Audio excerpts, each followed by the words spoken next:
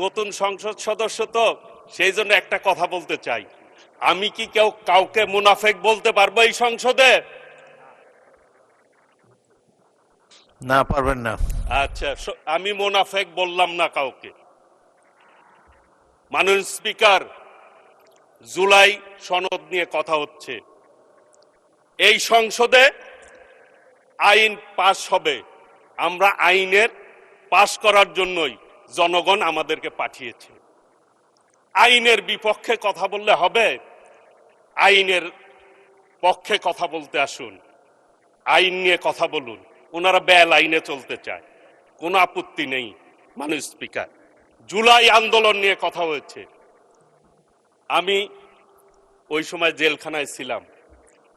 জামাতের সাধারণ সম্পাদক গোলাম পারওয়ার সাহেব আমার পাশের সিটেই ছিলেন। আমি ম্যাক্সিমাম সময় তাকে আমার বালিশটা দিতাম তাদেরকে শোয়ার জন্য। মাননীয় স্পিকার, আমি এরপরে যখন বের হই, এক টেলিভিশনে দেখলাম শিবিরের সভাপতি বলছে উনি নাকি ওই টাইমে বাজার করেছেন, আর ছাত্র দলের সভাপতি রাস্তায় আহত হয়েছে পুলিশ দ্বারা। তাহলে জুলাই আন্দোলন নিয়ে কার কি ভূমিকা? এই আওয়ামী লীগের মতো আচরণ। আওয়ামী লীগ 71 মনে হয় যে আওয়ামী লীগই করছে, আর কেউ যুদ্ধ করে নাই, এইরকম আচরণ আওয়ামী লীগ করছে। এদানিং ওই রোগ তাদের ভিতরে ঢুকছে। জুলাই আন্দোলন খালি তারাই করছে, আর কেউ করে না। এইটা বলে আজকের এই সংসদ ঐক্যবদ্ধতা সংসদ। একটি জিনিস এই সংসদে মাননীয় স্পিকার, যে ফ্যাসিবাদ বিরোধী আন্দোলন যারা করেছে তারাই এই সংসদে সংসদ সদস্য হয়েছে। জুলাইয়ের সনদ নিয়ে কথা বলে। প্রিমি ওয়ার্ড্রোব, গুছিয়ে ফেলুন জীবনটাকে।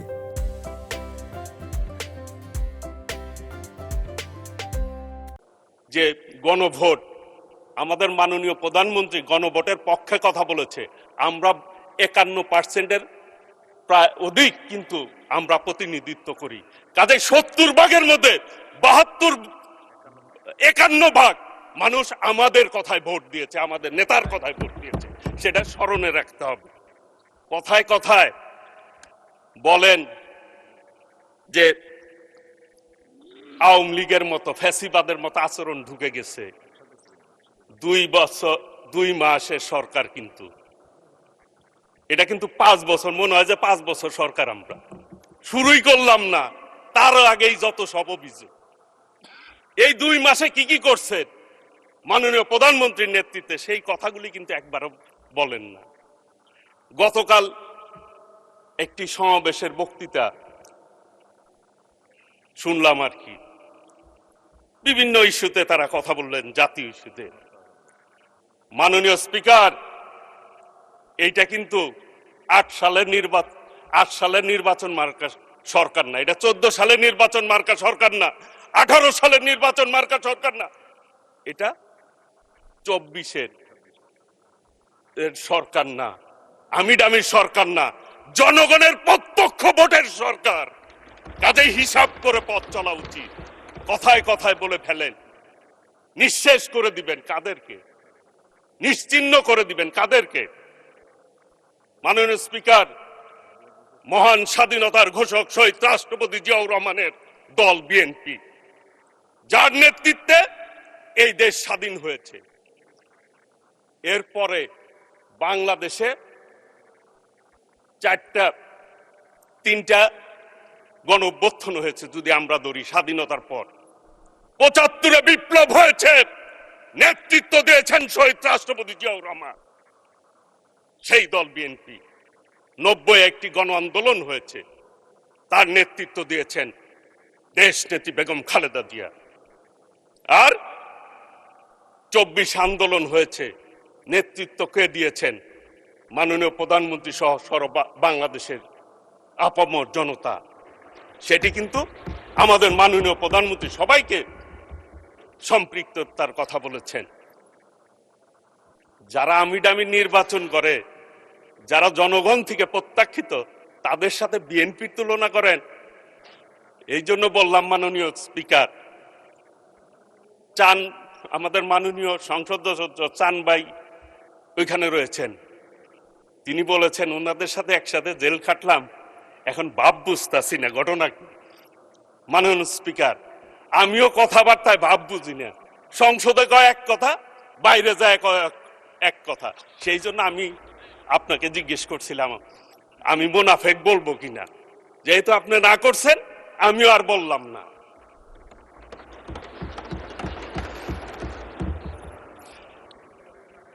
একটি কথা বলতে চাই, এই 2 মাসে বিএনপি যে কাজ করেছে, যে কাজে হাত দিয়েছে, অন্য কোন সরকার মাননীয় প্রধানমন্ত্রীর জায়গায় থাকলে এই ধরনের সাহস করত না। মাননীয় সদস্য, মাননীয় সদস্য, আপনার সময় 2 মিনিট বাড়ানো হলো, আর বাড়ানো হবে না, 2 মিনিটের মধ্যে সাম আপ করেন। Thank you. মাননীয় স্পিকার, ধন্যবাদ আপনাকে 2 মিনিট সময় দেওয়ার জন্য। আপনার এলাকায় আমি নির্বাচন করতে গিয়েছিলাম, উপনির্বাচন, সেই জন্য আপনি 4 মিনিট দিতে পারতেন আমাকে।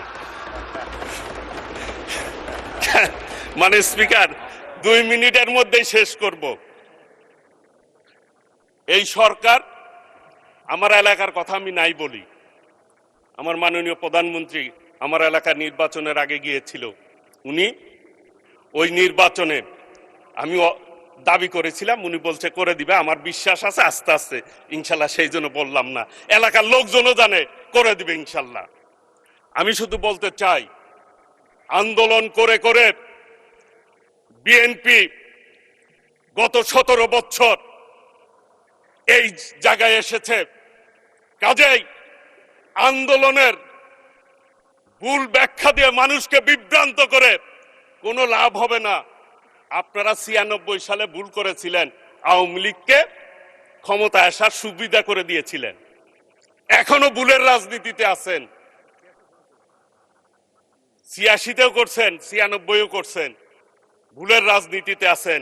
একটা কথা বলে যাই, এইবার যুদ্ধের কথা বলেন, বিভিন্ন কথা বলেন, একটি কথা বলতে চাই, এই সংসদকে সাক্ষী রেখে আগামী দিনে কোন আন্দোলন হলে, সংগ্রাম হলে বাংলাদেশের মানুষের পক্ষে হবে, হেরে যাবে রাজাকার, জিতে যাবে বাংলাদেশ ইনশাল্লাহ।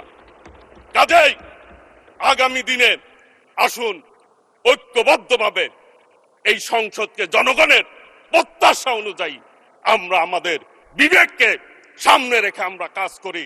এই সংসদে যেভাবে জনগণ আমাদেরকে ভোট দিয়েছে, সেই প্রত্যাশা আমরা ধন্যবাদ মাননীয় সদস্য।